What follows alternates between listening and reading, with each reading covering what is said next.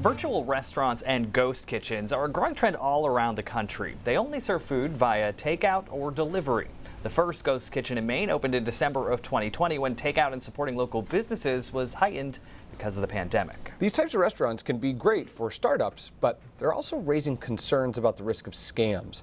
Valerie Castro gives us a closer look.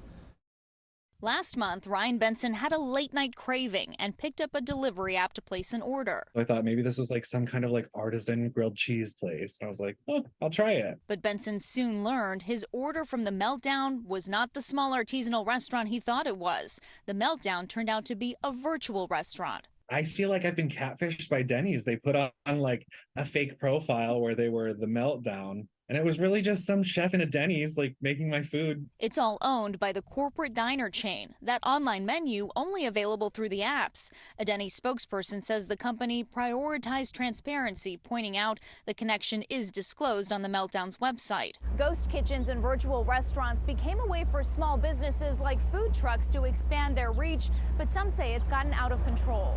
I think a lot of it, with anything in business, I feel like it totally got oversaturated for a minute there. Kyle Hollenbach with BLT Kitchens in Arizona says his ghost kitchens provide the space for a business to test out a menu without the cost of investing in a full-blown restaurant, becoming a virtual presence instead.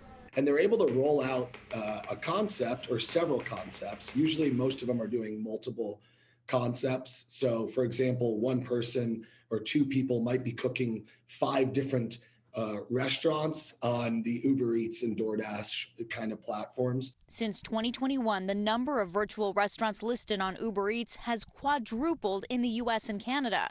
In Nashville, 31% of restaurant listings were for virtual restaurants, according to a recent analysis of Uber Eats listings. Consumers are choosing platforms before they choose restaurants. And so if you don't exist in all the relevant places where consumers are searching, you might as well not exist.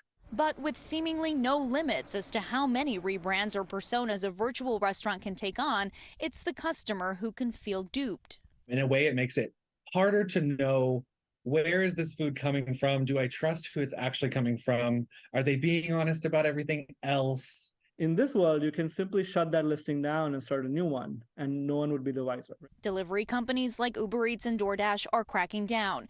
Uber Eats guidelines say a virtual restaurant menu must be differentiated from its associated brick-and-mortar menu with at least 5 distinct main dishes that cannot be found on your brick-and-mortar menu.